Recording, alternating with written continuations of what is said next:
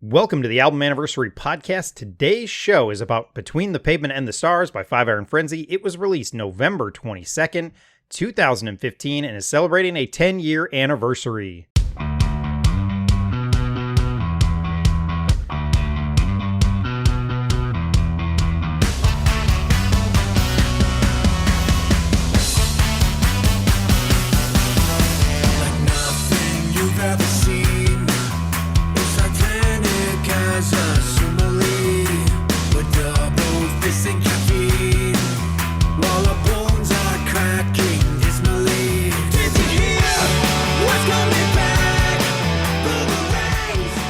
Hi, I'm your host, Caleb, or Caleb the Spy is what I go by on social media, and every day on social media, I do my best to post about what I call album anniversaries. So, on the Album Anniversary Podcast, we take a look at a classic album, an album we love, or an album that's important to us. It may be by my favorite band, and today I'm joined by two returning guests. We may have sat down and already recorded one of these shows this week. Brock, welcome back to the show.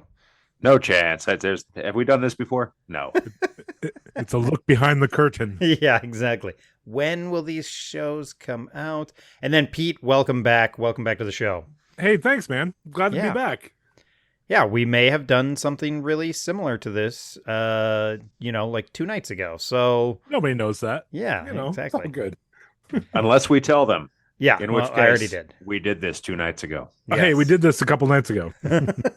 So the other funny thing about this show is that this will be the second week in a row that I'm covering an EP. So two weeks in a row we're covering EPs. I don't know if it's like the end of the year and like Brock, you track the release dates of albums. We've hit that part of the year. Like September's busy, October is busy, but I feel like about halfway through October it starts to slide, and then there's like one other huge day coming. Like, November for me, all the stuff that I track, November is packed with releases. So, really? Everybody's getting it out right before Christmas. Interesting. I'm a fan of July. Nobody asked. I was born in July. I like July. June's the big one. June is the big one for sure. That's right. I feel like June and September are the two. Sure. There's like 3 days in those 2 months where there's like, I have over 20 on June 15th now because I keep on finding albums that were released on June 15th. Huh. So that's so interesting because, I mean, like you'd think Christmas time, they'd want to release some of their albums around there for presents, but I guess not. I think before summer is part of the draw to June. I think you kind of May, June. That makes sense. And then I think November's too late for like the Christmas buzz. Because like, think about it now, now, like if you're going to release your 10 favorite albums from the year, nobody releases those at the end of December. They all come out like the first week of December. So sure. You got to beat those lists. You got to, if you're going to get on those year-end lists, you can't be releasing it in November. I sit corrected. It's not going to happen. So that makes sense. And true, June, you need that summer soundtrack. You need to kick that off, right? Exactly. Christmas in July, exactly. Awesome. Festivus for the rest of us. Sorry. I know this isn't Switchfoot. I know this isn't Smash Mouth, but I still feel like we're gonna have a lot to say about this short 6-song EP. So let's jump in and tackle it. My second favorite band. Let's go. I like we're categorizing it. Everyone's second favorite band. Everyone's second favorite band. Even the members of the band, it's probably their second favorite band. Everyone prefers Band Saturn. Yes, that's right. Yeah.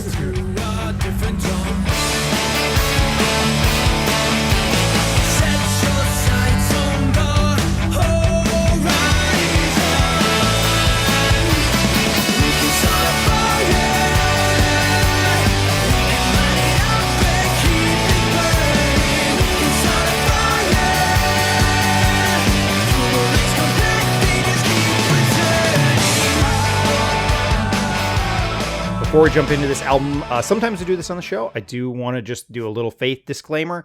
We do this on the youth group show that I also run, that I'll talk about at that I help with, that I'll also talk about at the end. Just when we get to albums like this where there's heavy issues of faith that are on this, I just want to give the disclaimer that if one person says it, that's what they believe, but we're not going to fight about it. Like, we may not all agree. We're not trying to, but we're just not going to do that. We're not going to debate the politics and religion. So it's just kind of that disclaimer. I want it to be a safe place and a place where people can share what is on their mind and how they are approaching an album or what it means to them. So just because you hear one of us say it doesn't mean the other two necessarily agree, but we're not going to sit here and be like, well, I don't agree with that, and spend our time arguing about that. We want to hear what people have to say. So just giving that little disclaimer before we dive into this record.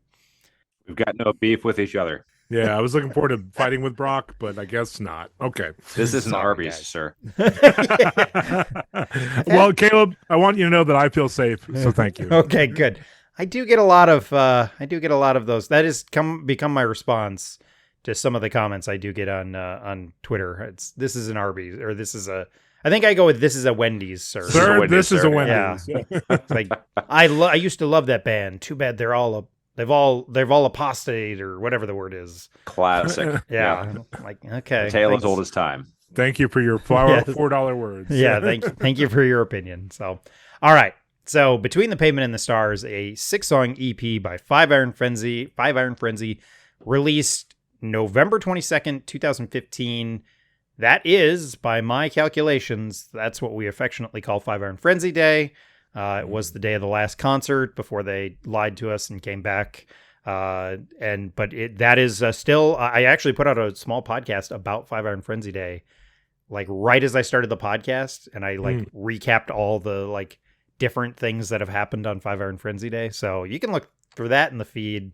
Oh, wow. Or don't, because that was a long time ago and probably a little embarrassing. But there you go. Let's redo it. The super fans, right? We're gonna remaster this one.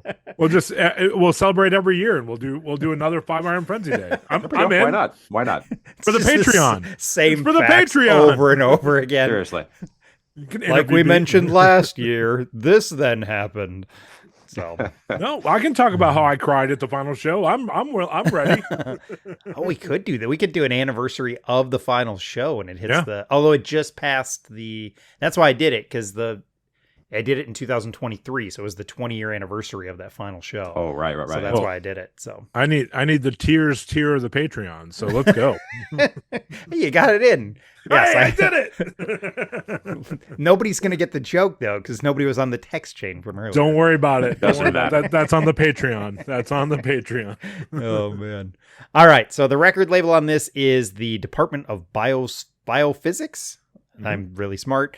I'm pretty sure that's just Reese's kind of record label that he started. I think the last Brave Saint Saturn record is on that, and then the two Five Iron records that since they returned have been on it, and then this, and that's really it. I mean, it's really You are Reese's correct. stuff. Yeah. This is technically the band's, I want to say, second EP. It depends on how you count EPs, right? Because they've done a couple 7-inches, but let's call it their second EP. Technically, Quantity is Job 1 is their first EP, and then this is their second EP. You could argue maybe some of those other things are EPs technically. I don't know. Whatever. If you don't see Quantity as an EP and you are a monster, then yeah. I see that. I'm just wondering if they're split with Fillmore. Is that technically an EP or is that a split? Right. Ooh. I got that on. And they're Miniature Golf Courses of America, that little 7-inch. Is that an EP? I don't know. It's a 7-inch. You're right. So- Right. 7-inch usually falls into single, no matter how many songs you stick onto it. So Okay. I don't know. It's for people to fight over, and that's not what we're I here to guess do. so. We had the disclaimer. I mean, This is a safe space. I to have say they strong have religious four. opinions about the extended play format, but we're not going to get into that here. The show has gone in a weird direction I wouldn't have anticipated. But if you can send your love offering, you can have whatever opinion you want. Thank you. This is produced by, I'm going to mess up his name, Jeremy S.H. Griffith is how I want to say it. I think I Yep. got it right. Or if you're a MagPod listener, Jeremy. It's just Jeremy. Okay. Jeremy. You got to say it like that. And then Scott Kerr also gets production credits on this, and that's I think he's kind of done, really kind of co-produced all three, or both of the Return albums in a lot of ways. Right. Jeremy, just for context, has worked with Under Oath, Norma Jean, John Mark McMillan, Andy Mineo, I think is how you say his last name. I think he actually has an album that's it's pronounced Mineo. Chris Staples, Matt Redmond, and then Drew Holcomb and the Neighbors are all some of the. He's done a bunch of others too, but those were kind of the names that stood out to me. So kind of got to start in that mid 2000s metalcore. Yeah. Nothing says metalcore like Drew Holcomb and the Neighbors. And Chris Staples. Yeah, right. But yes, Not you're Chris right. Stapleton, which is also different. Yeah, exactly. Matt Redmond. Matt Redmond's metalcore album. No, but you're right. He did get that start there. Yeah. And he's down in Florida still, I think. That's Yeah. because I know Reese talked about flying down or during COVID for Until the Shakes Apart, like driving down to Florida to go record and all that stuff. So runs a studio out of there. Used to be, I think he used to run Dennis's studio that Dennis ran in New York. That's how they got connected with him. He was he ran the studio that Dennis helped run in New York, and then he eventually decided it was time to move on and move down to Florida. So that's what I remember from some interview. That could be all wrong. Sorry, everyone. Sounds right to me. Good. No, that's what I was going for. I'm here to back you up. If you say it confidently enough, it is fact. That's right. Print the legend. The album art on this was more by Doug TenNapel. So he had done the work for Engine of a Million Plots and a lot of their previous albums as well. But he was did the this is kind of a callback to Engine of a Million Plots' cover. I don't know if it was leftover art from Engine or if it was new art or if it was just modified, like zoomed in, because, but it's a lot of the same. It looks very, very similar to the album art if you get the digital copy, which is blue, and then there is a vinyl copy, which we'll get to in a second. So yes, it's Doug TenNapel did the album art on this. The album was released 2 years after Engine of a Million Plots, and it is just B-sides, as far as I can tell, or kind of songs that were a part of that. I don't think they did a ton of extra recording for this, so it's kind of leftover songs. I think they did rework some of these for this because they were unfinished, but it's kind of songs that were left off of Engine mostly, and then there's one other one that we'll talk about, and they're all kind of connected to that as far as it goes. So that's kind of where this collection of 6 songs comes from. So originally it was just a digital release, so it was released digitally. I remember getting it day one from, I think, straight from their website, I want to say. I was like, where did I get this? But I think that's where I did. I mean, I ordered this day one. Oops, I gave away my answer to my other question. And then it has since been pressed on vinyl. Now, I don't know, do you guys know, was it only pressed for the Kickstarter? And then they had extra copies? Because I own a copy of it. Yeah, and I am way late on vinyl. As do I. Yep, yeah. I have it too. Oh, yep. You guys all have it. That's nice. Yeah, but I also missed the Kickstarter. Okay, so you didn't get it on Kickstarter. Is yours right? What's yours look like, Pete? Well, I believe it's Splatter. I believe I got mine on Kickstarter because I have ascribed to all of the Kickstarters. Because you're a good fan. Well, I got the Kickstarter. I just wasn't doing vinyl. Okay, mine's the exact same. Yeah. Yep.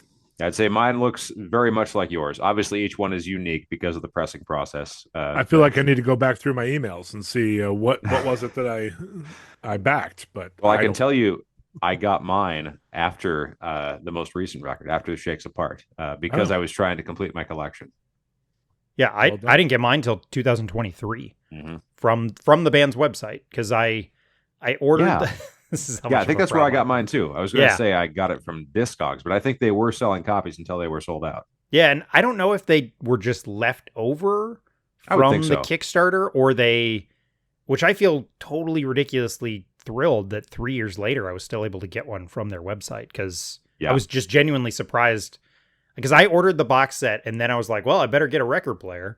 And then I got a record player and then I started collecting records and then I was like, well, Five Iron's already selling some. Do I buy records that I'm getting in the box set? I guess I do. And so I bought Engine, I bought Until This Shakes Apart, and I bought Between the Pavement and the Stars. So I have duplicates of 2 of their records for somebody who just got into it. I'm rambling. No, you could say you could do a lot worse, I think, for duplicates. Those are good albums. It's good to have them. And I think each pressing is unique. So if you really want to get into the differences, you can listen to what does it sound like in the box set? What does it sound like in the other ones? Yeah. This one did not appear in the box set, notably. This was that's right. the omission, although there was space in the box for it. That's where I keep mine. Others. Yeah. I remember being excited about having room in the box and being able to put that in there along with a couple other 5-iron frenzy stuff. So props to the 5-iron folks for keeping that box open for other junk. Yeah. Put your waste in its place. Do you? That's right. Pete, I saw you. Brock, you have the box set too, right? I do. Okay. I assumed you did. I just didn't. Because then, yeah, that's right. Yeah, and I saw Pete had his out. Mine's over there. Yeah, so. I'm not home, and mine's at home. I use my box. Bring it on your work trip. You brought all of your vinyl to Furnace Fest. Why don't you bring at least your dumpster to this? Honestly, I'm falling down on the job. Oh. It's unreasonable to expect anything other Ever than since you messed up your hand going with me. That's really what I can blame it on. But no, the dumpster, because it is a dumpster, it's what I use for the records that I am trying to get rid of. Oh, really? The trash, yeah.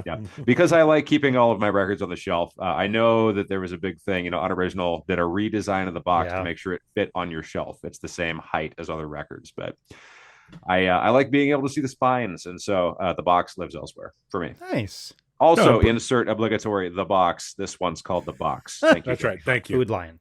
Thank you. That's right. And also with you. Blitzkrieg with your spirit. Right. Blitzkrieg Brock. I was also excited that of Jason's design for that box. Shout out, Jason. Yeah, it's pretty cool to fit in my IKEA cubes.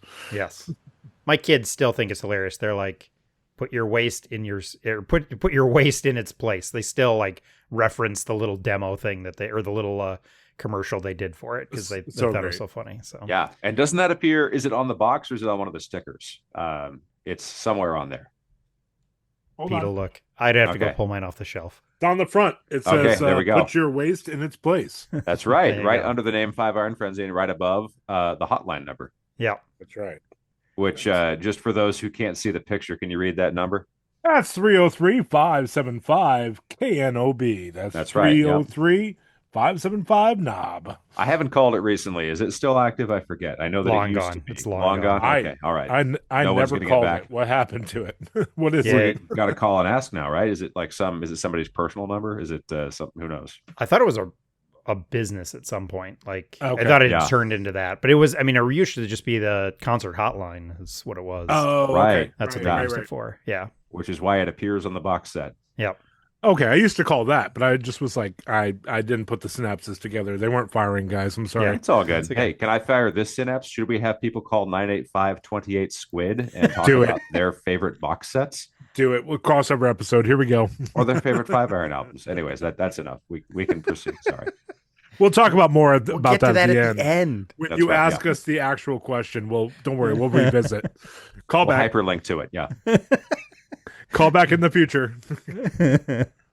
Oh right, I have to put on my album anniversary, Pete. Okay, I think we're long past that. We're 23 minutes in. All right, last fact. This sometimes I have sales data. I don't see any way, and it's a digital release only and a little EP. So I don't have any sales data. I will say there was at least one good review that I want to call out because Jesus Freak Hideout did do a review of this. Scott, who is a friend of the show, gave it 4 out of 5 stars. It's a nice little review. So he's been on the show before, and you should go check out his little review of it. So one solid review of it back in 2015. So there you go. Thanks, Scott. I've bought records from him. Oh yeah, he's a nice guy. He is. I hope to have him back on the show. I was really thankful. This is where you get into that weird thing about like trying to find guests for shows, and sometimes it's a little tricky. Like it was for one of my favorite. It's in my top 20 albums of all time. And I couldn't find anybody. And he was like, oh, yeah, I'd love to talk about it. I was like, oh, thank you. There we go. So it's like, wow. Yeah, that sort of stuff's really fun. All right. Any other fun facts that you guys have about this album? I was just going to say this is an interesting kind of almost an uncanny valley of physical format. Because like I think earlier, in the 90s, you could only get music physically. Right. And then MP3s showed up and it was a thing. And today, if you release an album, and you're anybody who's anybody, you're either doing vinyl or cassette, probably CDs for a lot of folks still. So there was a time, this is right about when it was perfectly acceptable for something to be digital only. It's interesting because now, like, again, it's far more normative. If somebody does release a record, usually there is some sort of physical product going along with it. But what, less than 10 years, where it was just fine to release something out into the ether, and it was considered a real album. Yeah, that's right. That's right. In fact, I remember when they did it on the Kickstarter, when they said they were going to press this on vinyl, I remember messaging them and said, any chance you would do a CD of it? And Leonore responded me and said, I'll just burn you a copy. Does that work? I'll just make you one. Yeah. I was like, I think I can do that. But I mean, it is even that it's an odd transition from like, oh, we did it digitally. There's never been a CD release of this. So it's right. Only digital. And then this one pressing on vinyl, which is just unique. You know, it's kind of this, again, you're right, is a weird landscape of the history of music in some ways. That's a great point. Yeah. I'll burn you a copy. I mean, but then it's like, at that point, you get an official CD release from the band because one of them burned it for you. Yeah. It is official, right? Yeah. Authorized. I should have done it. I could have put it on Discogs, like me holding up a picture of it. $7,000. Why did I have to do this for you, you moron? with the screen grab of the DM. Yeah, yeah, exactly. That's the album art. Yeah. And the only saving grace we only ever need speak of. If ever there's a question, the answer is to love. The answer is to love. There's a chip that's on my shoulder, sucking us into quicksand. The temperature is getting colder.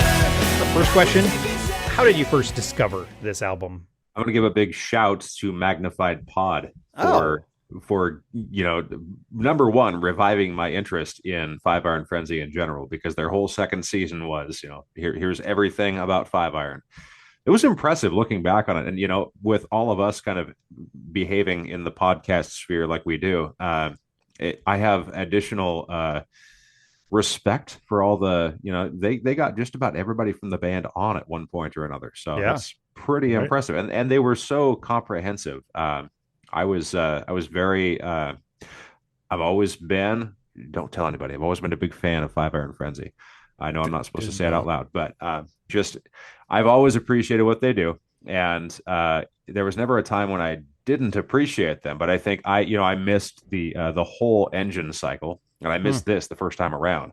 And so I wasn't really thinking about them aside from like the stuff I remembered from high school until I think COVID dropped and everybody had to have something to do. And my hobby was let's know everything we can about the music we grew up with. And so MagPod was there. I forget if it was one of the Facebook groups maybe where I heard about them first and started listening. And I credit them immediately and completely for my revived interest in keeping up with Five Iron Frenzy. So but yeah, the theme song for their second season was the first song off this one. So it was definitely, it was something that's burned into my brain because I heard the song so many times at the beginning of each episode. And then, just picked it up from there. So whenever it was that I picked up the the Pavement Stars vinyl, that would be when I first discovered the album. So you didn't own it digital. I'm assuming you streamed it and then picked up a digital or picked up the vinyl. Yeah, I may have just bought the vinyl because it was Five Iron. Wow. And if that's the case, you can tell them. Okay, that's impressive. These are my bona fides. I didn't listen until it was on vinyl.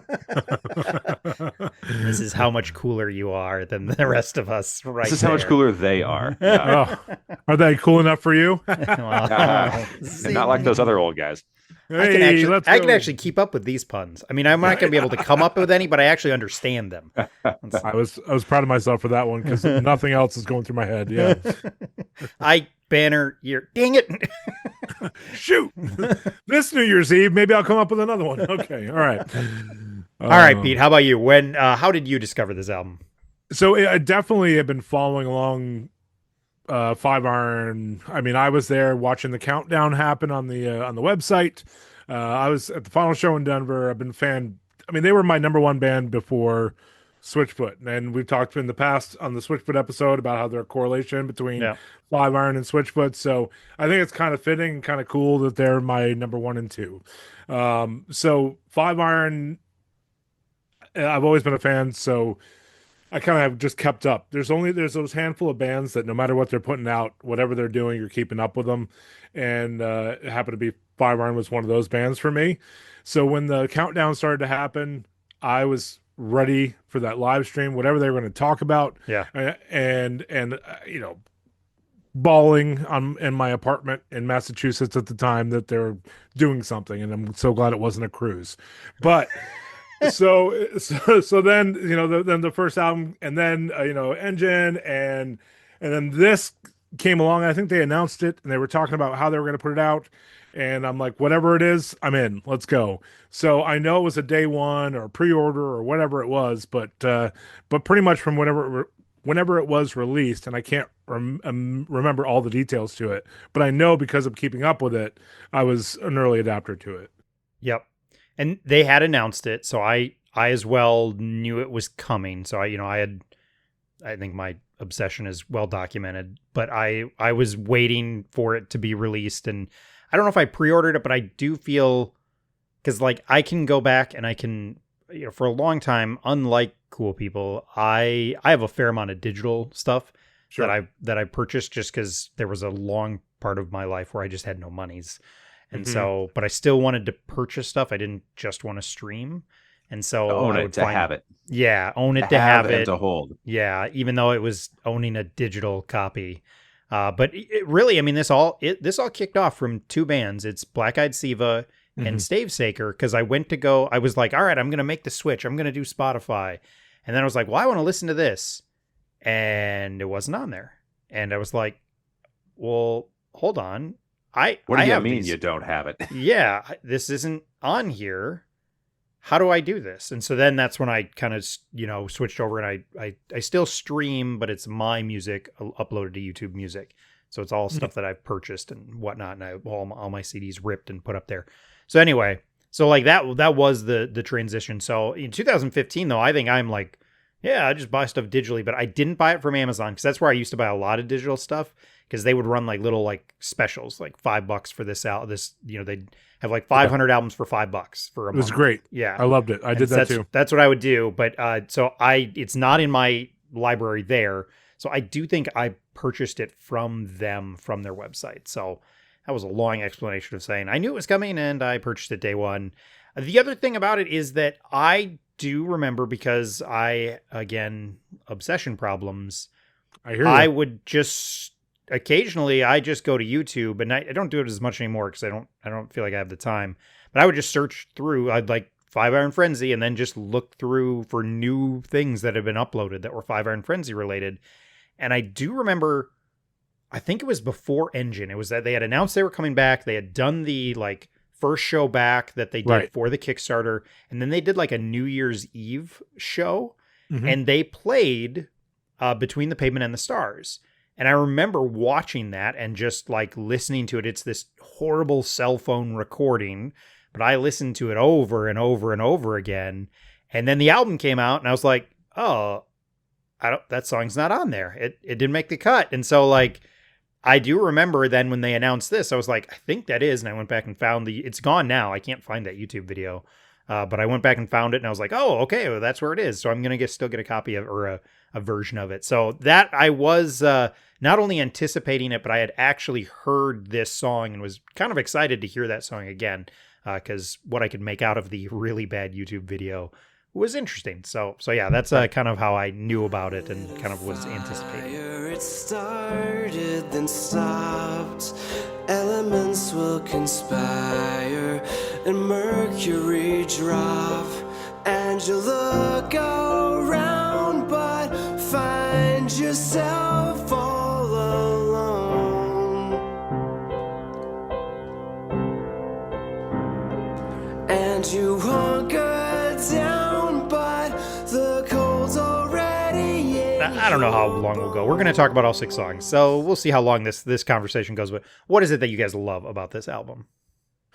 Oh, for me, I would say I enjoy just how different it is than a lot of the Five Iron stuff. I mean, you have ballads on there, you have songs with no horns, you have old Celtic, almost shanty, but not shanty, but like very Dropkick Murphys ish. So I enjoyed the varying degree of 5-iron in this, and all the musical styles maybe brought from each member. So I kind of like how it was a maybe, I mean, not, I hate the word departure because it's not, but it's like a departure from the stuff that we really know from what they did before, maybe before the breakup. So it's kind of cool how this B-sides is just extra 5-iron that is, uh we can kind of see what their different side projects and maybe where they would have taken musically to a different side project. So it's kind of cool. Brock, how about you? Yeah, I agree. I think there's something about this that's kind of cool because notably, not all of Cheeses of Nazareth made it onto the vinyl set. And none of Cheeses Part 2 did, as far as I know. I'm the trying old to remember. second coming of Cheeses. Yeah. Right. You're right. Yep. But this is like, these are largely serious songs, if not serious, at least like, real songs as opposed to joke songs. And there's a place for all of them. But I think this is a special part of the 5-iron discography because you've got stuff that doesn't quite fit maybe with the others, in as much as we'll also probably talk about, where some of these songs really could have had a place on the Engines album and maybe they should have. That's a debate for the ages, but we're not here to argue. So in terms of liking it for that reason, that this is kind of not quite a shoebox. I think the Cheeses albums are a shoebox. This is more of a curated collection of some of the good stuff that just didn't fit in previous records, previous iterations. And so it's nice that we have access to it, even if it wasn't part of the album. Yeah. And yeah, you guys bring up some good points. Like you do get more of Dennis on this, and you do get the Blizzard and Bygones that's just all Scott. Yeah, so Scott. Yeah, you do get some variety of members on here. So I think that's a really interesting call out that you do get some of that. And then like I'll say it, I think you're dead on, Brock. Like it's kind of hard to think that 3 of these songs, in my opinion, 3 of these songs, actually 4 of them, well, the 3 of them that really jump out to me, 3 of them were cut from Engine. And you had to do it because otherwise Engine's too long. And I'm a firm believer in not overstuffing an album. Like that's the major, like it's my major complaint about a lot of hip hop albums. It's just, you tell me, Caleb, you tell me, do you like or dislike double LP? Like if you get one album that has 2 discs in it, how do you feel about that? Really? Let's not get controversial. Come on. We're not here to argue. I'm fine with it. It's just, it's gotta be good. And I think that's my problem is too many of these longer albums are overindulgent. Like, and the punk rock kid in me wants 10 songs, 30 minutes. And I would rather I'm glad that they let Engine be a piece of work as it is and didn't feel the compulsion to add 3 more songs because they're just so good. We got to get them out and instead save it. I'd rather have every band follow up with an EP. That's like, hey, here's our 6 songs that didn't make it. Like I'm all for that. Like letting the album be the album. Now, the flip side of that, if it's a really, really good record, like I'm covering 2 triple albums before the end of the year. So I don't have any problems with a triple album, although one of them, the bit that we're going to do is we're going to recut the album down to 12 songs because it's too long. It is too long. It's Sandinista by The Clash. It's an overindulgent album. And that's my problem. If you cut that down to 12 songs, you could argue it's their best album. Yeah. But they didn't. They let it. There's one songs where the kids are singing. I mean, it's all over the place, Who let them in there? Yeah. How about you guys? You guys okay with the double LP? I got to say, I am always happier when an album that I like fits on one disc. Okay. There's something to me, even if it's a gatefold, even if you got more artwork, I don't mind a bigger package, but I love a 1 LP album. I think to me that feels really good. And I know that, there's limitations, and especially in the CD era. Yep. I think most albums that we love from, the mid 90s to now, if it is longer than 40 minutes, because 40 is about the cap, more or less for a single LP in total. But I think that most albums will fit on 3 sides, and that's probably optimal. I think after that, it does start to feel a bit overlong, but that's me. And that's, that's a preference. And like you say, Caleb, you know, if the album is good, we'll listen to as much as we want to. Right. That maybe that's not quite the question sometimes. Yeah. Well, sure, and we had this discussion a little bit earlier this week, Brock, about fitting songs on sides of albums and the grooves and all that, that go into it and breaking down the quality. But I'm with you in the sense of like I like it to be on one disc where just boom, flip, you know. Sure, we all do. Sure, we all do, and I really like that. But I kind of still love that whole picture on the side on the back of side D if it's a 3-sider, put that artwork on there. I like when they if they have that side D. I like I like the Decemberist. I think I have a Decemberist album it's only 3 sides, but then they did put a bunch of live outtakes. On side D, tracks. And I was and I don't have to listen to it if I don't have the time or. So that's the other thing is if you're going to do it, like I like that of like side D is I think one of the Poor Old Blue albums is like that too on vinyl. So I have that December's album as well. I can't name it at the moment, but I know what you're talking about with that fourth side. Yeah. I'm a sucker for extra tracks. I don't know why. I just like the extra track. It doesn't need to be on the album. It doesn't need to be, it can still be presented as that work.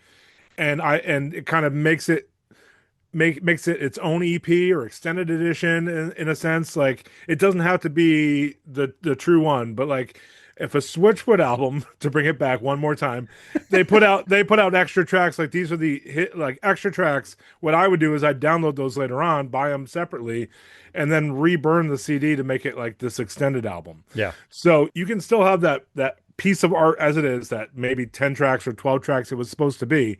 But I love the different versions. I love the live acoustic.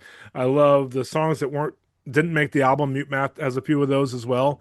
And I'm a sucker for those extra tracks without taking away the integrity of the piece that you released. Yeah. Yep.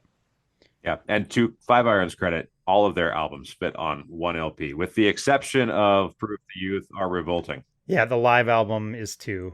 Yeah. And I would guess if they ever that's the other one that I don't understand why the End Is Here was not included in the box set, but I think it's ownership stuff. It's ownership stuff, yeah. Yeah.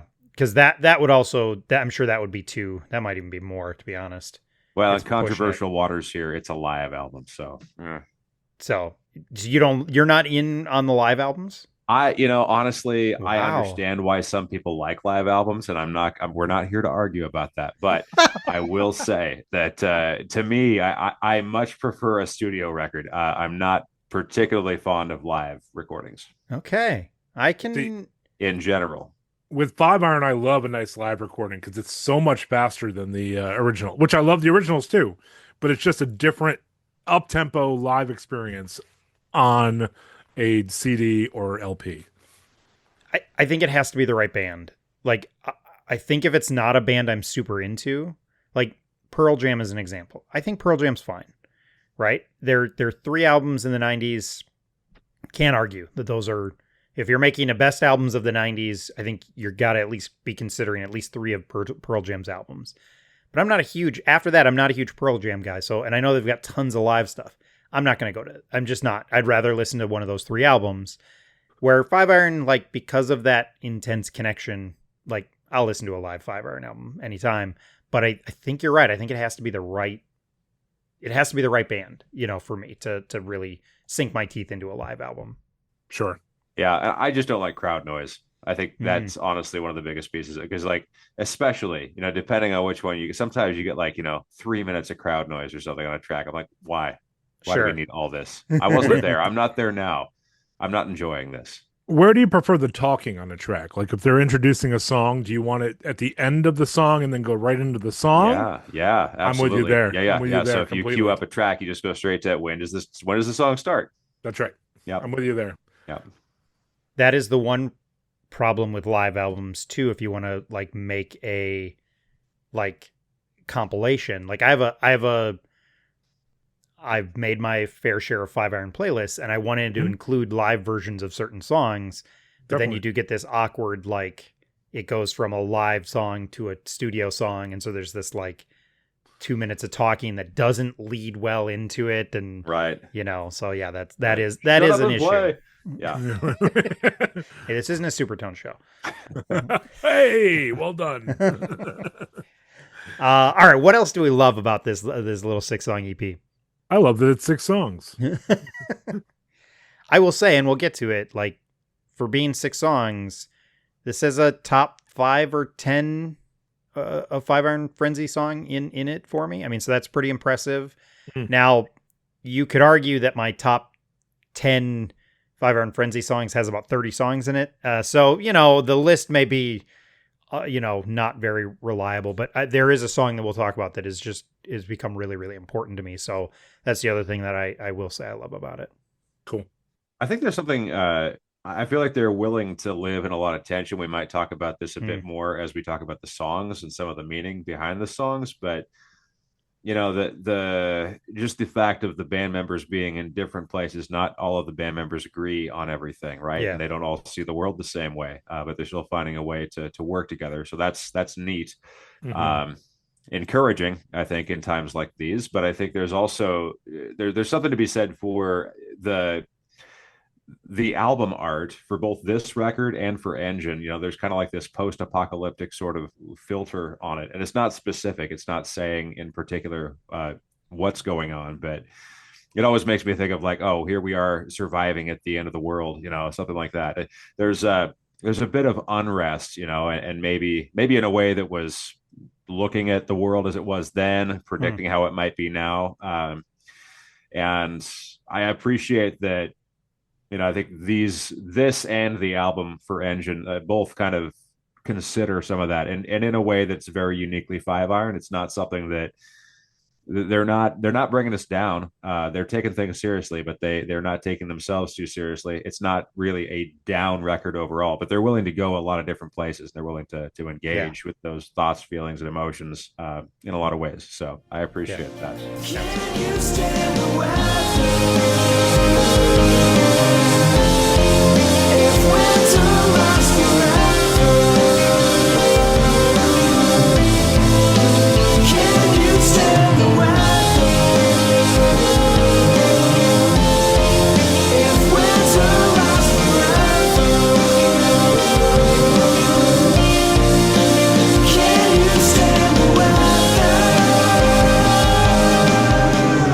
All right, so we're going to talk about songs. There's only 6 of them, so we're just going to go through each one of them just because I feel like I can probably say something about each of them. And if you guys have something to add, it's great. It's my show. I'm just going to monologue for the next 45 minutes. Welcome to my TED Talk. All right. Take it. I'm here. I've got the popcorn ready. I poured a bourbon. Let's go. So the album kicks off with Boomerang. The quick story behind it is like I think a couple of them really wanted this to be the opening track for Engine. So I know there's some, I know there's something about that, the whole idea of the comeback song. So, but anyway, yes. What are your guys' thoughts on Boomerang? It's a solid opener. I mean, it's you think of it outside the box of the sense that these were tracks that might have been on Engine. I feel like we'll go through all the tracks, but I feel like it ties together nicely for being 6 songs that are from possibly different projects. So this is a solid opener. Yep. That bass line at the beginning is so good. And, that's a bit of their new style. Like Scott's writing a lot of the music or almost all the music. And so the bass does get highlighted and he's very good at it. But that bass line at the opening is so good. Yeah, and I think if there's a signature sound of this decade, it does seem like maybe it is that kind of like dirty bass, clean guitar. Yeah. And it's not all clean guitar, but I think that was like a thing that maybe came to the fore. It was more normative for a band to have dirty, distorted bass or overdriven bass. It's really infectious, really catchy, and always think about Magpie whenever I hear it. Hey, shout out to those Magpie good for boys. Life. That's right. Minnesota represent. Well, kind of. I mean, half of them. Whatever. You know what I mean? They claim it. They claim it. They claim it. They own it. Shout out to Dan Patch. It's true. Got to respect Dan Patch. Yeah, exactly. The lyric, we're double fisting caffeine while our bones are cracking dismally. I feel like that's that accurately describes my life. I had 2 different energy beverages today, and I'm a mess. My bones are not doing well. So Reese is my favorite lyricist of ever, but like even like his delivery and that like set your cadence to a different drum when right as it goes into the chorus, like there's something kind of, I don't know, it feels mystical almost to me. Like it gets to that spot and he just, the way he delivers it, and it just makes me, that's how I think that is one of the overwhelming appeals of Five Iron, is that I connect with them because I don't feel like I fit in. And sure, that like it just highlights it so well. I love it to kind of kick off this. I won't speak for Pete, but I'm right there with you. I appreciate lyrics for an outsider. Yeah. No, make it a full triple there. I appreciate it completely. Triple fisting caffeine. Yeah. I've had those days. That's a difficult and twitchy day. And the we can start a fire, we can light it up and keep it burning. That ties in really well to the cover art. It's kind of a unified sort of thing happening here. Yeah, and I mean, I know that, again, I made the reference, they kind of were hoping to get this in, but like there's a whole theme on Engine about fire, right? I mean, fire is a theme. There's a song to start a fire. Blizzard and Bygones clearly is, talking about warmth and, so there's a lot of fire references. Like I know Reese has made the comment that Until This Shakes Apart was the first time he really got to have a theme through a whole record, because singing is a theme through that.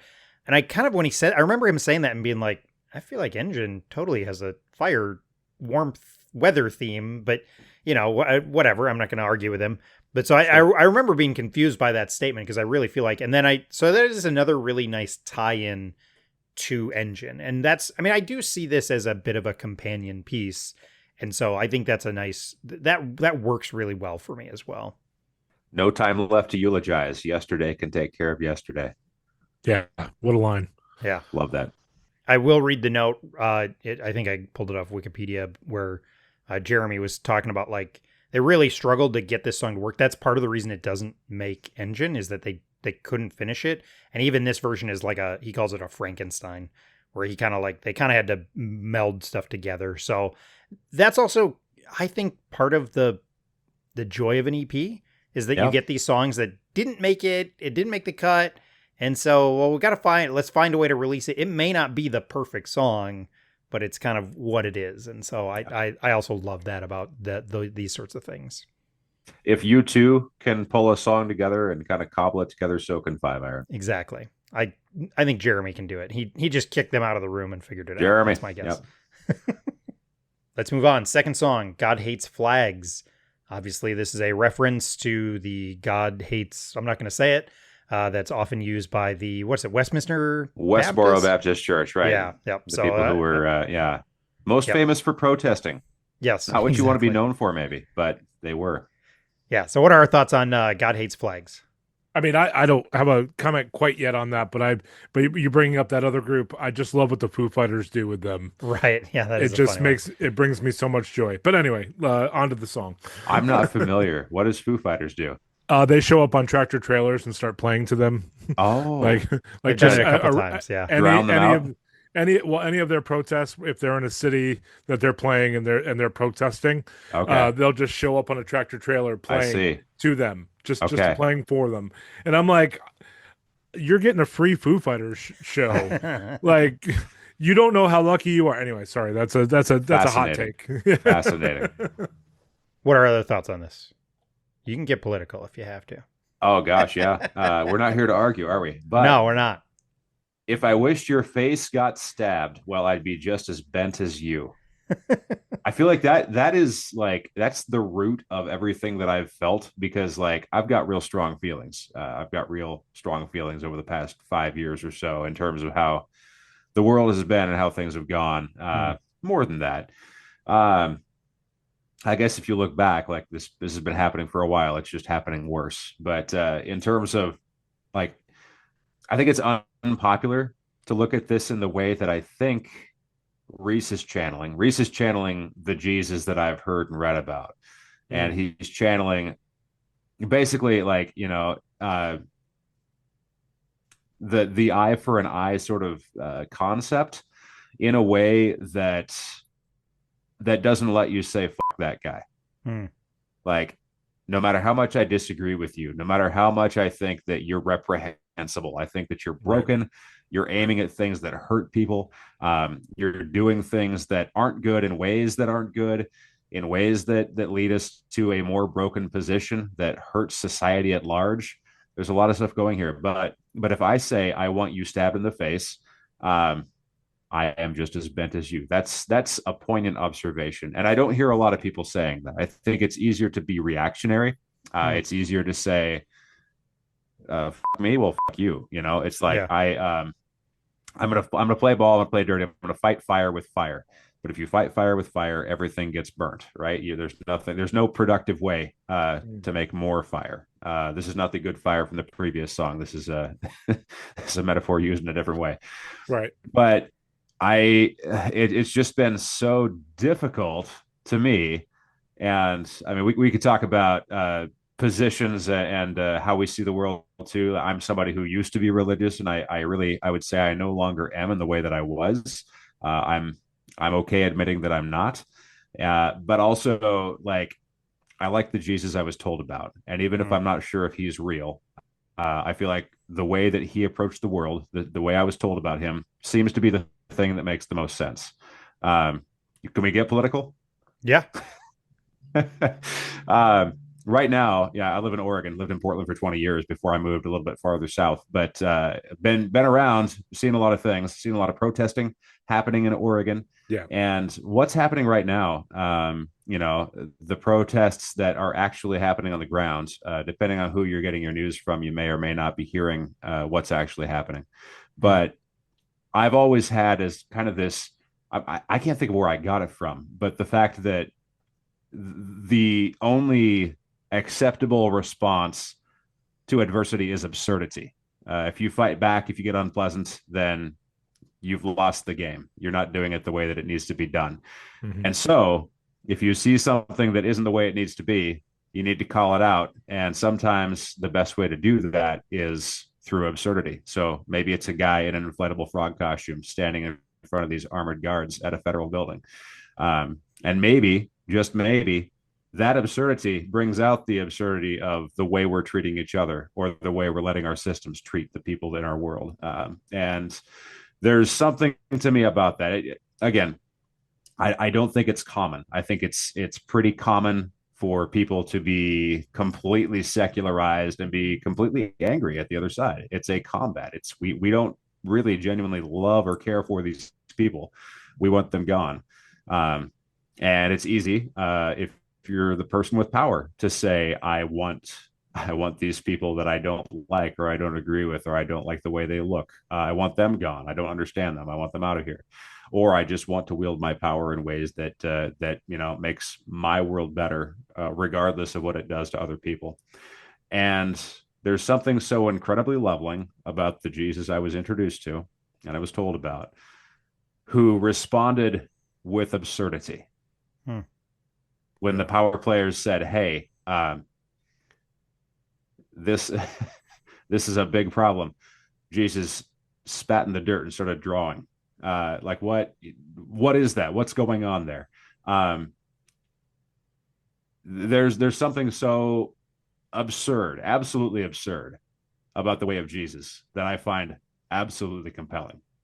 So whether I believe he was real or not, whether I believe it happened or not, it's very interesting to me to see that what seems to work is exposing absurdity of others through the absurdity of self, and saying, again, that I'm going to focus back on this. The very fact you're alive says God must also love douchebags. So Reese and I see the world somewhat similarly, and I appreciate, he and I don't agree on everything, I'm sure, but I really appreciate what he brings to these lyrics. Yeah. I've been talking a lot. Go ahead. Yeah. It's that balance of Five Iron, right? Like, serious and silly. This song has that. I will say I don't know if this song fits on Engine, so it's potentially a good cut just because I don't know where you put it on Engine. But I love that it is that serious and silly at the same time, because, I mean, that bridge at the end, And the only saving grace we only ever need speak of, if there's ever a question, the answer is to love. Like, he does have some absurdity, to use your word, and then kind of, focuses it down on like what he's trying to say.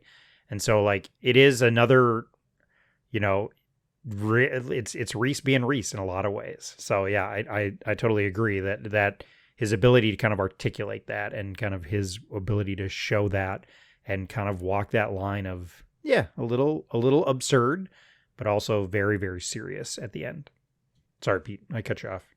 You did not. No, I was formulating a thought. So I appreciate both of your stances on it. Legit. That I, being out in Portland, to go back to your point, Brock, and seeing how it's portrayed maybe in different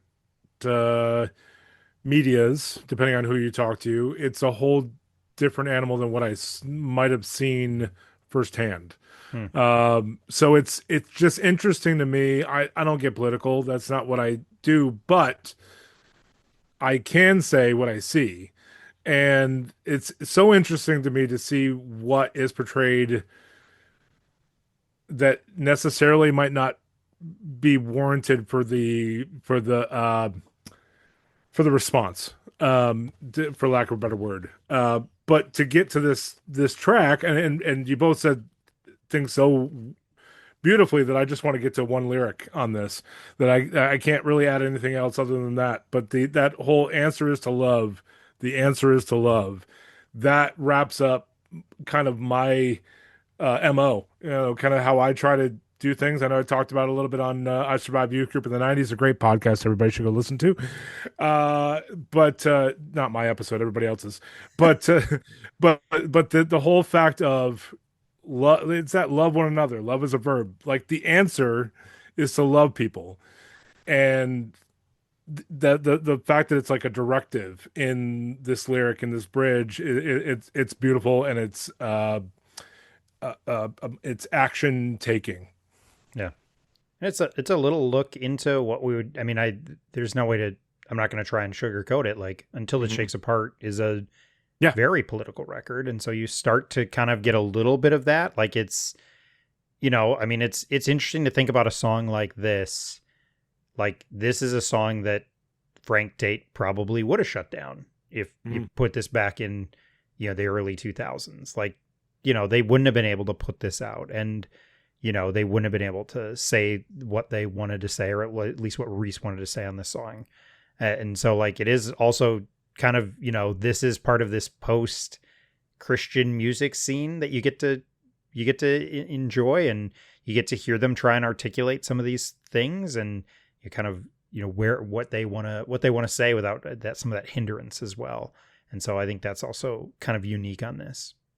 And I think you brought up a good point earlier with the whole, it's got that levity, not levity, but the zaniness kind of some of the songs of Engine, and then the political, for lack of a better word, the political kind of tone of, which they've always been political, but the political tone of Until It Shakes Apart. It's kind of a good bridge between those two. Yeah. On what songs would fit on which album, Anything else to add, Brock? Because then you were quiet for a while. You did talk for a while, but then you were quiet for a while. How do you want to finish this up? Oh gosh. Well, just to reference, Pete, you and I went to a 3-day music festival. No, 2-day music festival. 2-day.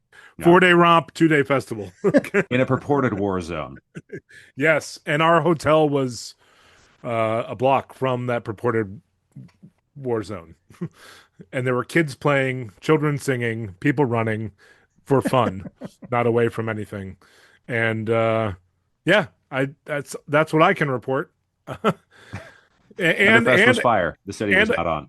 And I saw the giant frog. So wow. That you see in the media, I saw him. He was chilling there. Mm-hmm. It's not just one now, right? It's like, this is going to come out in a month, and people are going to be like, the news cycle's so fast nowadays, people are going to be like, right. What? Yeah. Frog suits? What? Right. What are they talking about? All right. Anything else on God Hates Flags? I've never had to try so hard to say that name right, because like, you want to get it right. I really don't want to say it wrong. Like, right. Nope. Yep. Right. I was like, it rhymes with a slur. Yeah. I stumble over my words too, so that's why I never referred to the title of the song. There's so many of these moments that I never said some of these things out loud, like the picturesque by the Decemberists. I had never said that album out loud because nobody wants to talk music to me. And then I started a podcast and I got to try and pronounce that. And I'm like, there we go. I think Classic I'm doing it reader's right. problem. Yeah. The magic of editing. Exactly. I stink it. They'll still think I got it wrong. All right. Third song, Blizzards and Bygones, the All Frost and No Thaw version is how it's referred to. And if you're unfamiliar, although if you're listening to this podcast and you're unfamiliar, I've probably failed you. It is the closing track off of Engine of a Million Plots, but it's just all Scott and it's way slowed down and more piano and all that stuff. So song number 3, what are our thoughts? I noticed just because this was one that just not daunting. That's not the right word, but it's noticeable, the no horns, and you don't often hear that ascribed to a Five Iron Frenzy song. Yeah. So I know it's a different version of the closing track, but it's so interesting and so beautiful to hear just Scott and a piano, and maybe a couple other things, but like mainly piano driven. I enjoyed this version quite a bit. Yeah. Do we know if this was are these Reese's lyrics, Scott's lyrics, mixture of the two? It says I'm trying to remember. Scott's. It says all right. Scott. It says music and lyrics Scott. Right, because that's unusual for Five Iron in terms of whose lyrics are out there. But yeah. Now it's interesting just knowing, of course, that Scott is the first ex-evangelical from the band. He was the first person to declare that he didn't believe everything, and it's really touching to me that Scott felt that it was really important for him not to be in the band if they were playing in the Christian market as a Christian, or at least Christian marketed act. Like he didn't want to be a hypocrite.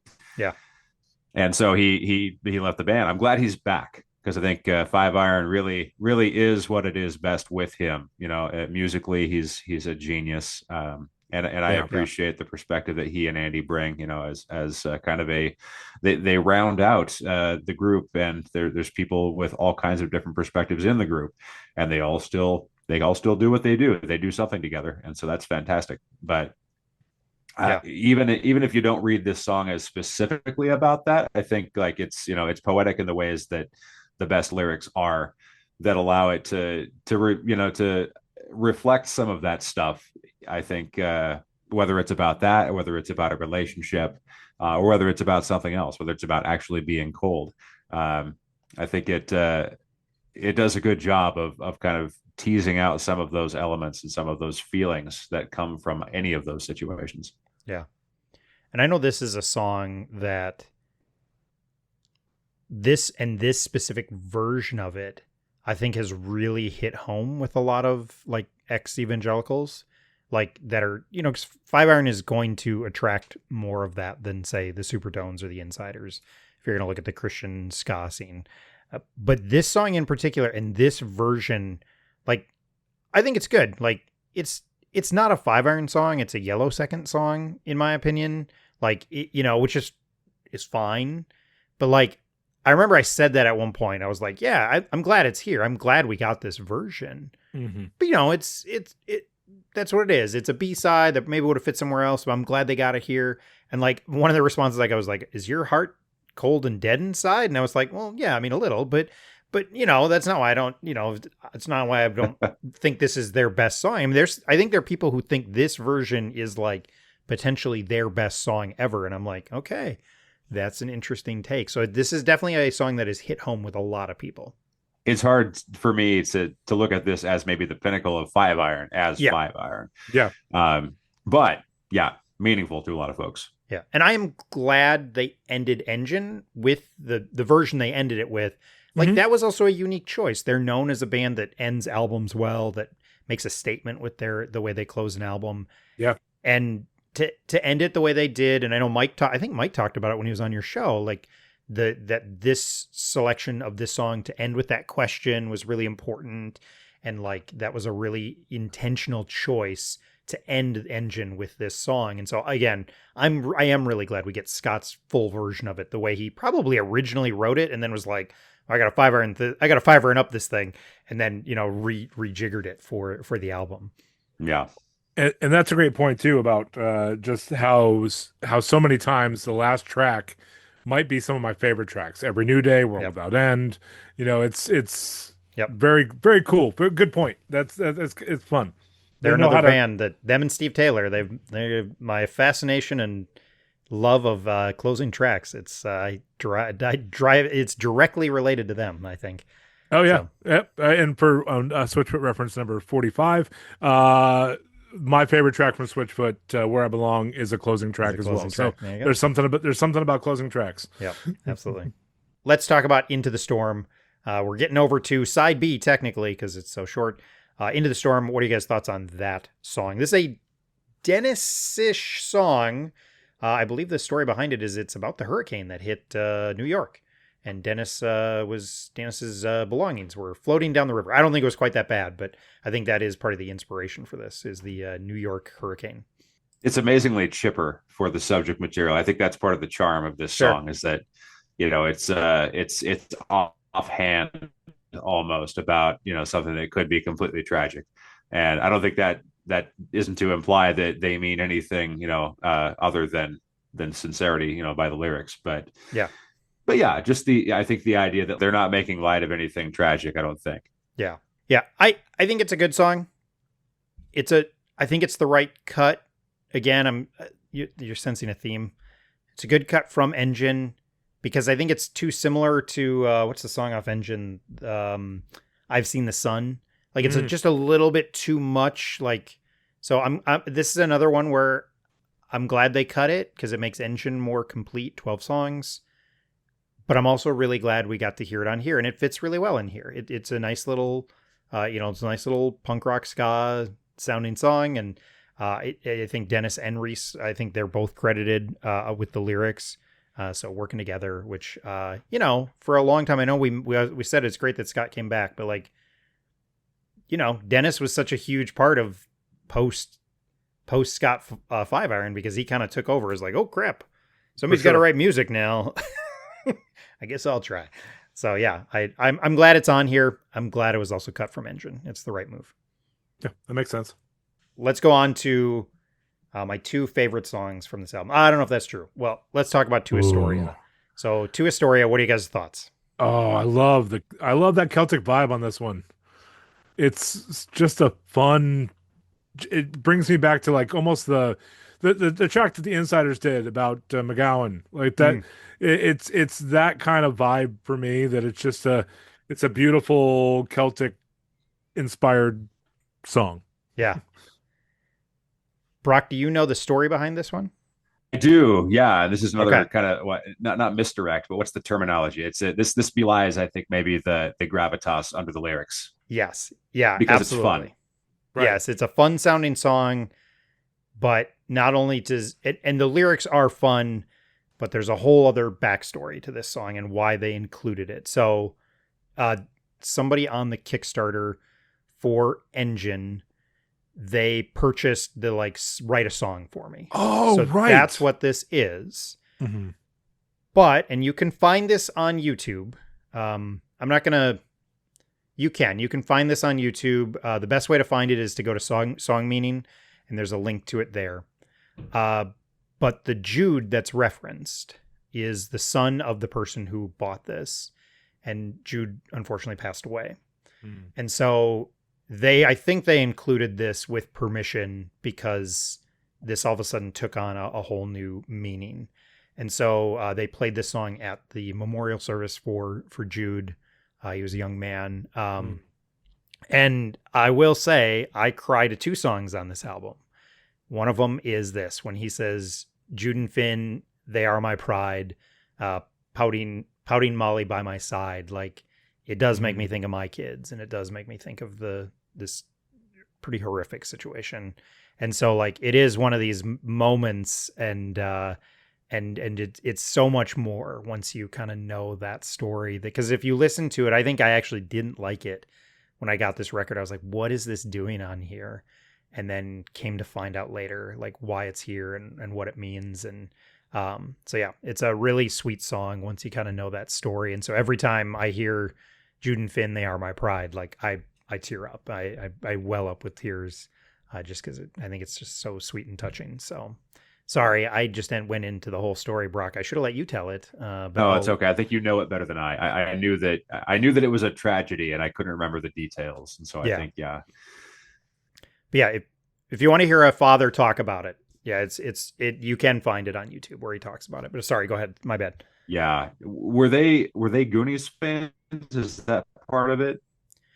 I think that when they did the Kickstarter thing, I think what they did is they kind of gave like, here's some things that you might want to, I think that he gave him like the name of his kids and his wife and like maybe something that they are into. And so, yes, there's a number of Goonies references in here.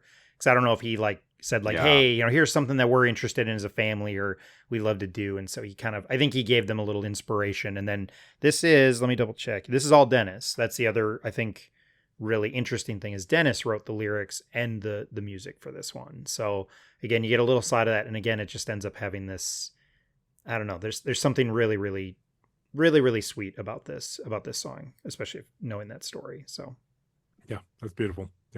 Yeah, I was thinking about this as someone from Oregon, just having been to Astoria several times, and there are several Astorias, and so I didn't want to assume it was ours, but because of the Goonies connection, definitely that's a big piece of it. So yeah, kind of unrelated to the song, I just say that Astoria is a great visit, and there are a number of different movie locations you can visit while you're out there. So I do recommend that for anyone who's coming in from out of town if they have the time.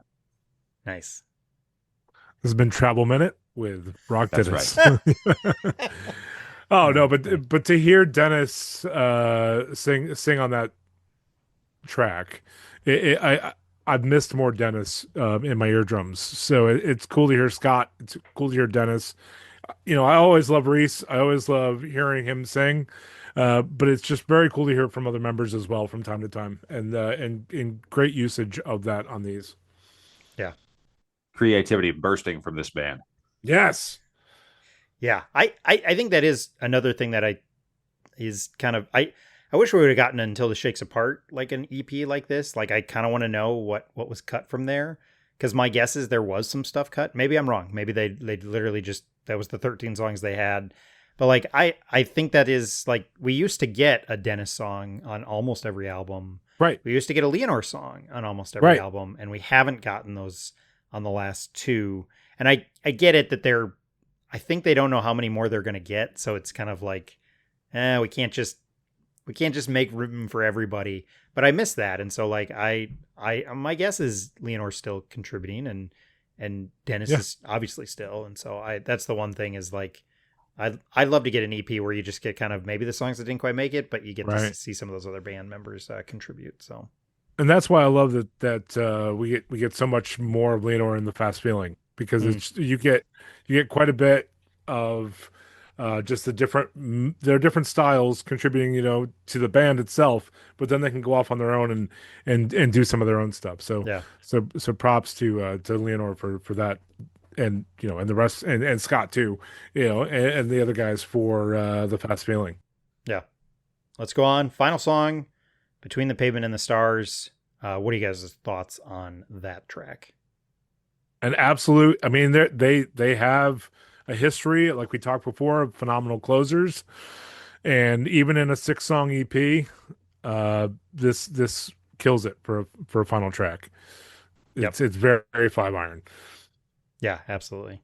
Yeah, dialing in again to the kind of the post-apocalyptic sort of scenario. Yeah. Mm-hmm. Yep.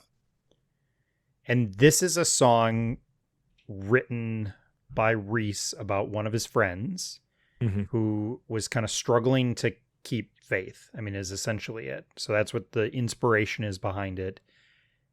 And I'll try not to monologue too much on this. This is a top 5-iron song for me, especially as I've kind of struggled the last, I'd say 10 years with where do I fit in a church setting, like wanting to be involved in church, but also feeling out of place at times.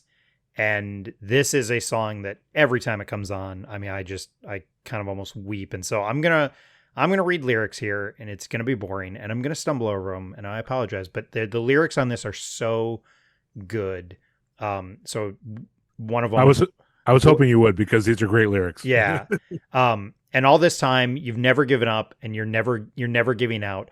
And all this time you can never go back, but you've never had more doubt. And then it just swells, and it goes into, and all this time when there's hardly any day and there's hardly ever night. And all this time where you're halfway in shadows and you're halfway in light, between the pavement and the stars, beneath the weight of the years of scars, burns the same soul, paint the sky blue, hallelujah, you're still you.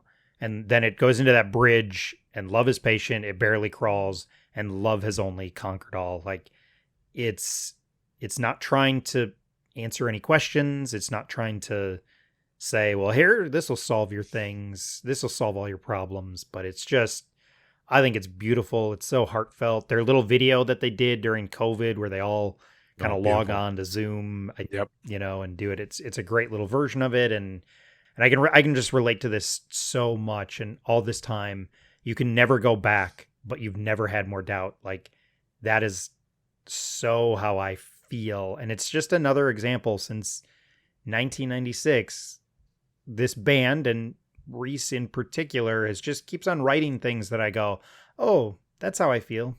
Yeah. I couldn't have articulated it as well, but that's it. That's how I feel. And this is a great example of that. Sorry, that was a huge long. We need poets to help us see ourselves. Yeah. Yeah.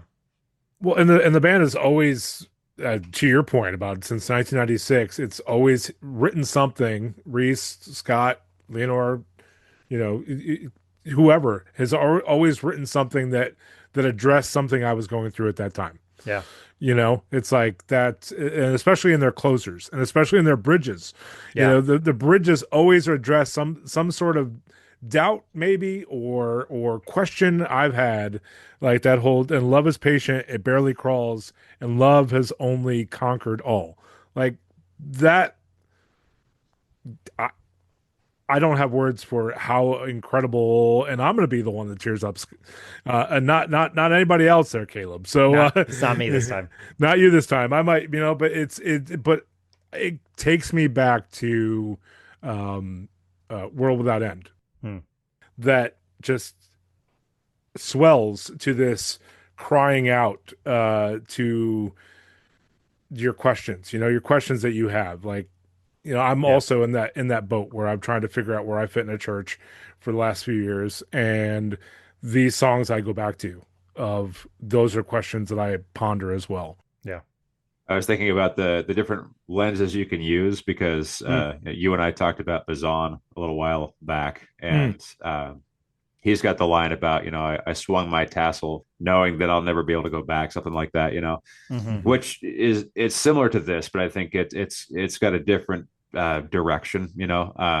I feel like Reese is writing these lyrics with a bit more hope in mind. And I don't know that the hope is evident in that phrase, you can never go back, but you've never had more doubt. But the song itself is set angled towards hope. And so I think that the fact that something good can come out of this, yeah, it's touching, it's meaningful. Yeah, for sure. Yeah, that I'll go back to that line again, that we're going to say it 3 times, Cheapers. The love is patient, it barely crawls. Like, even that imagery of like you can love a person and support them in whatever struggles they may have. Yeah. And that may show almost no fruit, because it just, you may not, like, you may not see that person change from a decision you want them making, but then he does swing in with that hope, that what's love done? It's only conquered all. So it'll get there, no like big deal. Yeah. Right. Yeah. It is like this painting it as like, love is patient, but it barely crawls. So you may not see anything, but don't worry. It's conquered all. So I think it's he paints these pictures that just are so digestible for somebody who's not very bright like me, and like just very like articulates these things so well that just, I was sitting listening to this as I was rolling up sleeping bags for our camping trip, and like I'm like tearing up on the floor in our living room. And I've played this song enough around where I hear two kids singing along with it, and I'm just like overwhelmed by like how thankful I am for songs like this. So Amazing. That's cool. Freedom flies like drops of rain. This love is like a hurricane. Just close your eyes and keep holding on as we ride into the storm. Freedom flies like drops of rain. This love is like a hurricane. Just close your eyes and keep holding on as we ride into the storm. final question that we now have started asking at the end here. Why is this an album that's something that's important to you, or something that you really feels like holds up 10 years later? Yeah, I think, the times we find ourselves in seem to be somewhat perennial and spiraling. And that can be disheartening, but I don't know that it has to be. I think the absurdity of hope, or the audacity of hope, of being able to believe that something good can still happen. This EP circles around it as well. If we're spiraling down, it's concentrically spiraling upwards towards that hope. I respect it and I appreciate it. Yeah. I can echo that. I love how hopeful the record is, in the sense of, it can address things happening today, and things that are not the greatest, and make them hopeful towards we're not all that way, for lack of a better term. And to take it completely visual, I love on the vinyl itself that my man Micah is wearing a Buc-ee's t-shirt. So that's why you need to check out this I respect album. that, yeah. Just for that. Okay, there you go. There's no bigger stan of Buc-ee's than Pete, I think. My man, I got you. Always. That's me. Found He's a got his Buc-ee's hat. hat. There it is. As, Doesn't for work with the listeners at home, headphones. I brought out my Buc-ee's hat with ears. Okay, there Fantastic. we go. For me, this is going to be how emotional I was in the last question. This is going to be a real lame answer, but for me, it's more 5-iron. I mean, that is, Yeah. I mean, when they broke up, I wasn't at that last show, but like, it was a weird transition for me. And like, I still remember, so in between when they broke up and when they got back together, I got married and had at least one kid. When did they get back? Yeah, two kids. So my wife never got to experience like my obsession, even though she did. Like the obsession didn't end, but then like I've put the kids to bed, they go to the live stream, and I'm sitting in the living room, and all of a sudden I'm yelling. And she's like, what is going on? And I'm like grabbing my phone. I'm texting. I think I was texting. I don't know. I didn't have a smartphone until like 7 years ago, but like It was T9 texting. Yeah. yeah. I'm like frantically texting Scott and Bill. And I'm like, guys, they're back. I think I'm sending them emails. I'm freaking out. And so like, this was as simple as that. It was more, and for it to deliver the song alone, Between the Pavement and the Stars, I also think Boomerang's a super catchy song. I do like that we got these other versions or the other version of Blizzard and Bygones. Like it just delivers all these things. And then to find out even a couple years later, because it wasn't until a couple years later that I heard the story behind To Astoria, like all of a sudden this little EP just has so many connection points for me. Yeah. And part of it is just that this is my favorite band. And so it's one more piece of art from them. And it gives me hope that we're going to keep on getting it. I'm hopeful for one more album, and I don't know how much hope I have past that, but I'm hopeful for one more, and that'd be really great. So it's kind of one of these things where in the moments where I thought I'm not going to get any more 5-iron, Engine and this really are that connection to you never know, you might get one more thing out of them, and I'll treasure it. If I don't get one more, I'm okay with what I've gotten so far, but that's kind of a part of this is like, there's a chance you're getting more. So there you go. Well, it's funny that you said that about when they did the countdown and the announcement, because it was the same thing with my wife. She didn't see my fandom back before they broke up. And then all of a sudden I'm on our couch in the apartment. My brother-in-law's next to me going, "Why are you crying?" Yeah. Who are you texting? What's going on? And Rachel's just like, yeah, I've heard about this. He's okay. Yeah. But it's so cool to echo that we're getting more five iron. And then with their recent tweets about, just kind of hinting at something. I mean, and the fact that they're still going out and still playing these shows, these weekends, like we're getting more five iron in that way. And then they're hinting at the fact that they might have more to do. Yep. Like we're thankful. We're thankful. Yep, exactly. I don't have the five iron fandom because I wasn't paying attention when it happened. And so I feel like I really messed out, but I can commiserate with, when the Elms announced that they were going to do their 25th anniversary show, and I was like, no way, OMG. And my wife is like, I don't understand what's happening. Yeah, I don't think my wife understood what was happening. But she also is like incredibly like supportive of it. Yeah. Like she is, she's really Yeah. supportive of it. So she doesn't get it at all, but she's like, every time I'm like, I think I want to go fly out and see five iron, which I've actually only done a couple times, but it just, the timing keeps on really not working out. She's always like, well, live your life. And I'm like, well, if I leave, you have to live our life taking care of the 4 children. And she's like, yeah, we'll figure it out.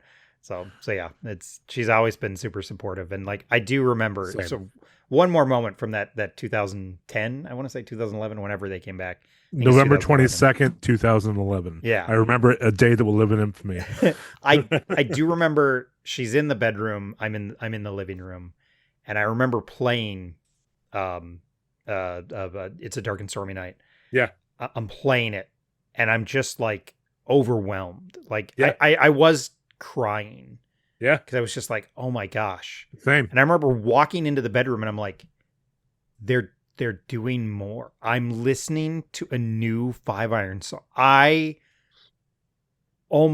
What is going on? And like, and I think she was just kind of like, oh my gosh, like, are you going to be okay? Can you go to work tomorrow? Because you got to keep on doing that. Yeah. I think I'll get to sleep at some point, but I mean, I was so wound up. Yeah. Anyway, this life-giving thing that I never thought I'd get any more of. Right. I'm getting more of it now. Yep. I think to just echo on that, I feel like we were in the same room and the same people, because just the smile that went over my wife's face going, "You're so excited about this," and I'm not seeing this since Switchfoot, and I love it. So anyway, I had to bring it in for number 50. But the fact that we're just watching it that night and watching them sell out the Kickstarter in under an hour, and that was just so like, this thing is happening, and the fact that we were united across this whole five iron fans in this community. We were united in this community about everybody's excited that five iron's back together. That shows how much they were missed, how much they mean to us, how much lyrically they mean to us, musically they mean to us, and it was a cool moment that I will never forget. Yeah, absolutely. In our little isolated places that we were, but we were all unified. It was all that hype, and then they actually delivered. Like, that's part of it, is Engine delivered, and it was like, oh my gosh, it's just as good as it ever could have been. Okay. We got to end the show before we lose Brock entirely. Through the hills of foam and green, Jude and Finn, Molly and me, we'll have it all before the sun goes down. Jude and Finn, they are my pride, pouting Molly by my side. The Inferno, she's the jewel of the Harry fleet. Push and pull and anchors weigh, o'er the 7 seas we sway, to a distant shore where the air is cool and sweet. Jude and Finn, they are my pride, pouting Molly by my side. The Inferno, she's the jewel of the merry fleet. Push and pull and anchors weigh, o'er the 7 seas we sway, to a distant shore where the air is cool and sweet.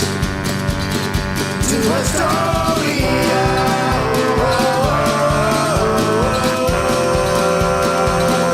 To Astoria.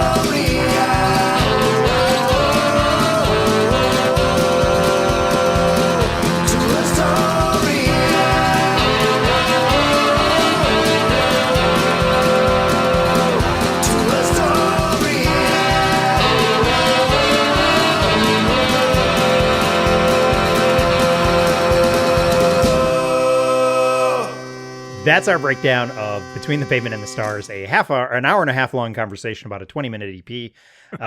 So by Five Iron Frenzy, it was released November 22nd, 2015, Five Iron Frenzy Day in 2015, celebrating a 10-year anniversary. You guys run a podcast, a Pickle Home Companion. Tell us a little bit about it. Let's see if you can nail it one more time, Pete, because you nailed it last time you pitched it. Well, thanks. Do it again. Thanks for this opportunity. And once again, it's always been a pleasure being here with you. And once again, I'm thankful that I passed the audition. A Pickle Home Companion. Oh, it's a romp. It's a great time with four friends of old CCM culture that joined back together and or joined together. Boy, just take the one from the other episode. No, I'll just edit the other one. No. Let me try it again. So a Pickle Home Companions, it is a romp. It's a great time together with Jared. Brock is also there, our good pal Kevin, and myself. You know, it's a little bit of chaos, but a whole lot of nostalgia. And we have guests each week. I wrote that down, Caleb. We have guests each week that we're excited to talk to, and I hope you're excited to listen to. So check us out. A Pickle Home Companion on Instagram, a Pickle Home Companion on Facebook. You can find me at Hutch Daddy Vinyl, the old radio terms plus vinyl. Oh, Hutch Daddy Vinyl on Instagram, Pete Hutchinson Facebook, and would love to chat with you. Don't ask yourself what the world needs. Listen to a Pickle Home Companion, because the world needs people who listen to a Pickle Home Companion. Onward, pickle soldiers. You guys are getting really good at this. Brock, where else can people find you? You're nowhere of note. I've been in the Facebook groups. You can see me holding up albums and angering people by my presence. And you can see me heckling them in the comments. That's right. Yeah. And Instagram at Brockman, BrockMon. You'll find me there. Awesome. The other pitch that you could do for a Pickle Home Companion is, write it down. Write this down, Pete. Is call 985-28 squared. Yes. Well, that's right. Yeah. Come back to that. Dang it.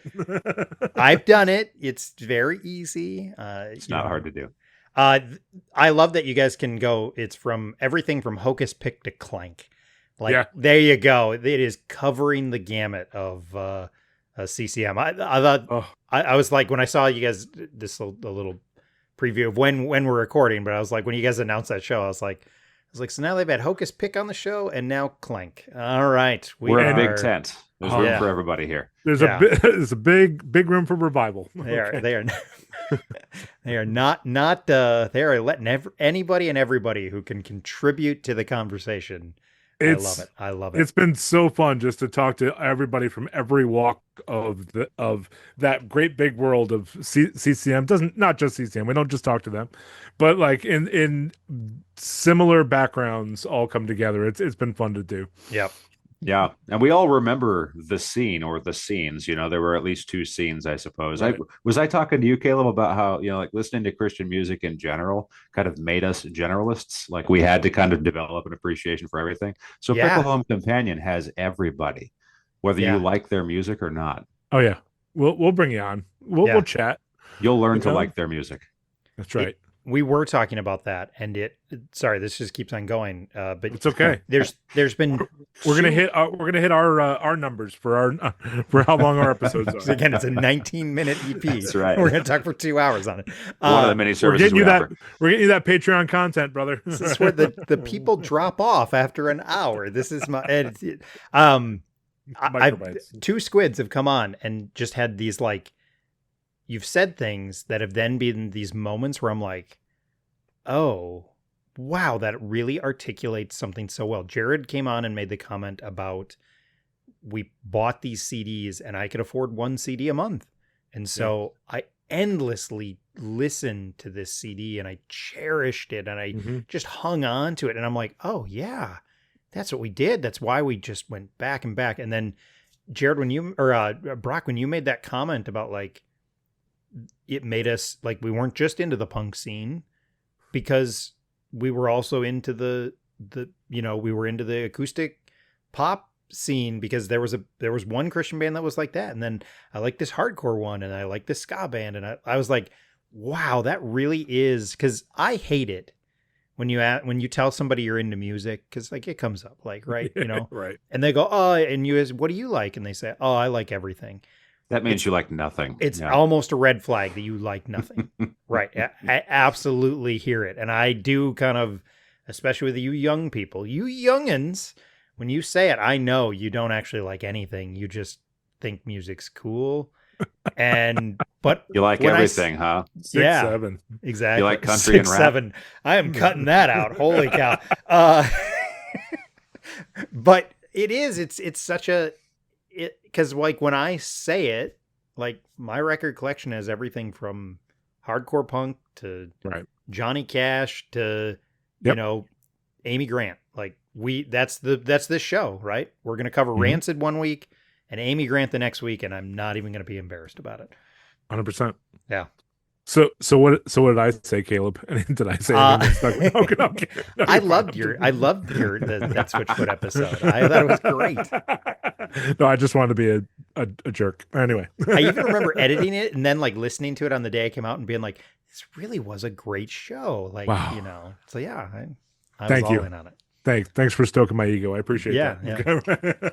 All right. I should let you guys get going. I've got to get packing for camping. Sure. Thanks so much, guys. I know Pete, especially, we kind of had to scramble. I was looking at a couple other people who had signed up on the spreadsheet and just fell through. Didn't work. So thanks for jumping on a little late with us, Pete, and really appreciate it. And Brock, thanks for signing up. This is taking the place of Jesus Freak. I wasn't going to do this album, but I'm not going to do Jesus Freak because of the news. So just meant another excuse to talk about Five Iron. So yeah, the news that keeps on coming and developing and getting worse and worse. Yep. I feel more confident every day that was the right decision to not tackle Jesus Freak, even though it's the 30-year anniversary and it's monumental to our scene. But it's not the right. It's also been talked about. Yeah. Between the Pavement and the Stars needs its due. So a little extra. So good on you. Yeah, it needs a 2-hour conversation about a 20-minute EP. I'm going to keep on making that joke. And to all the Five Iron Frenzy members that are listening, we love you. Thank you. I guarantee you none of them are listening. And to all the fans, we hate Five Iron Frenzy.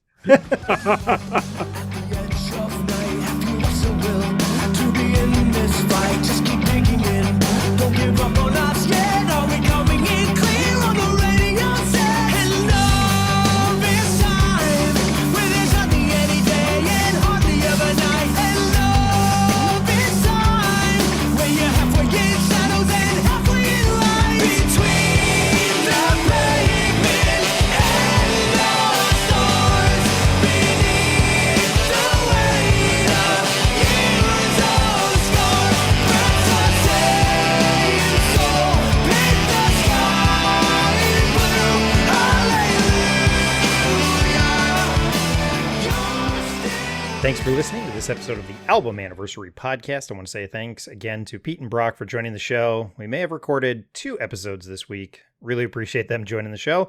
I'm always excited to talk about Five Iron, so go check out their show. Go check out A Pickle Home Companion. I know it started as something else, but it has turned into a very interesting look at CCM. A little bit of nostalgia, a little bit of chaos. A lot of fun. So go check out their show. Let us know what you thought. What did we get right? What did we get wrong? What are your favorites from this small EP? I'm still on all the social media sites. I'm on Twitter. I'm on Instagram. I'm on Blue Sky. I'm on YouTube. I'm on Patreon. All of them. I'd love to do more Patreon exclusive stuff. I've even thought about actually doing a paid level where I don't know what I would do, but I'd love to do it at some point. Just got to find the time. You can also email me at CalebTheSpypodcasts@gmail.com. You might want to email me because you might want to join me on a show. Send me an email. I will send you a link to the spreadsheet I use to track all my shows. I'm already planning 2026, doing lots of fun stuff like that. Again, I make the joke that as long as I'm employed and kind of supporting the family, I will probably keep on doing the podcast. So send me an email. I will get you connected with that. You can sign up for a show, and that's how this works. I don't always get celebrity guests, but just friends that I've met on the internet. And we hang out and we talk about albums. So if you enjoy the show, you might also enjoy the other podcast I do. It is a show called I Survived Youth Group in the 90s. We're trying to get it back up. We were on a hiatus for a little bit. We have started recording again, so we're hoping to get some episodes out. We just talk to people about their youth group experience and kind of where they're at now. No right or wrong answers. I kind of like we gave the little disclaimer at the beginning of the show. We'd kind of give that at the beginning of the show. We're just trying to hear where people are at and what their youth group experience is like and where they're at now. So that's it. If you like this show or that show, please subscribe, share the podcast, leave a rating and review. Those of us who are not famous, it is important. Those are the things that help us spread the word. So really appreciate when people do that. All right. Thanks so much for listening. We took a 19-minute EP and we turned it into a 2-hour conversation. That is what podcasting is all about. Talk to you soon.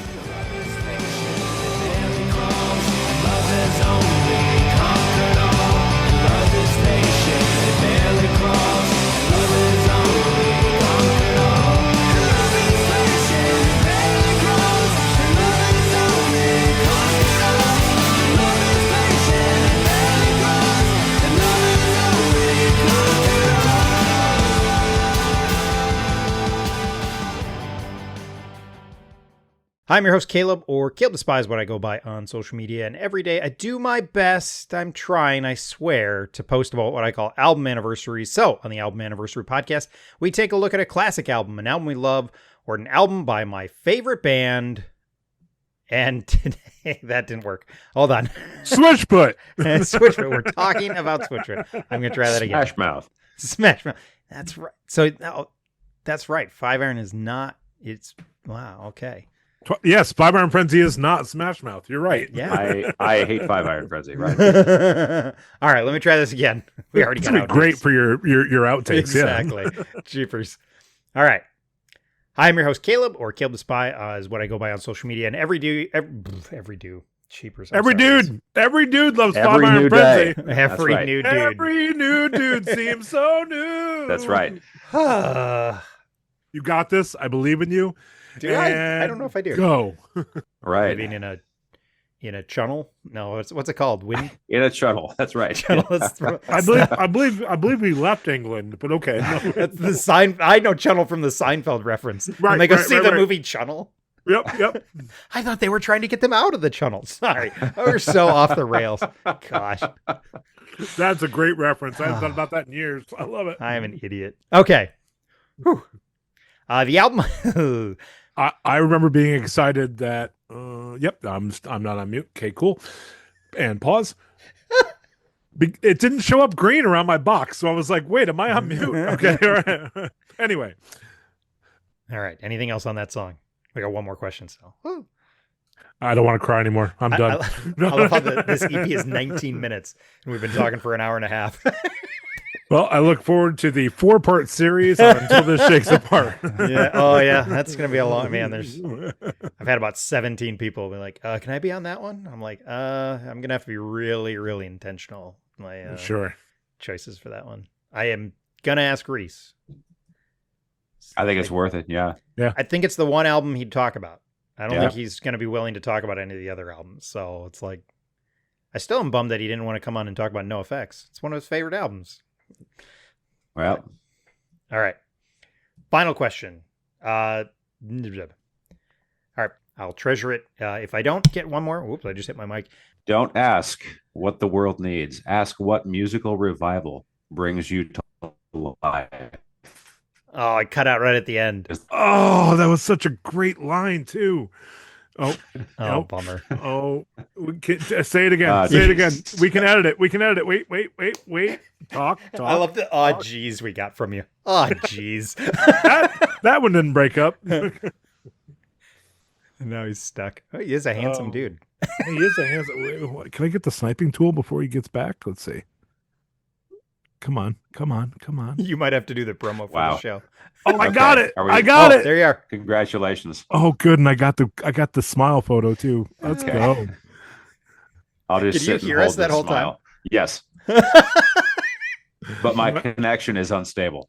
Okay. Much Well, like I think it's getting later at the hotel and more people are logging on to the internet. That is probably it, actually. Yeah. You're right. Yeah. We hit the sweet spot earlier. Yeah. All right. Well, then let's wrap up. I just want to say, all right, that's a perfect sandwiches. Everyone loves them. Everyone. Yeah. Absolutely. Awesome. Thanks, guys. I appreciate it. Hey, Pleasure. good to see you. Yeah. Great to have. All right. Boop. take out the great to have because I was trying to say great to be on. It is Great a to be cool had. picture of them. Isn't it such a great? Very so cool. cool. That might be their best picture. I was trying to not bring it up on the audio medium, but I just could not. I had to say it because I just kept thinking about Buc-ee's. And that released it out of my brain after that. It's so hard to get a good picture of an 8-person band. Isn't it? Yeah. I can imagine. Like, I can't get a good picture of a 6-person family. I mean, I'm 90% of the problem, to be totally honest. I can't get a good picture of a one-person me. No, my wife looks too good. I ruined the picture. So. I'm like the least photogenic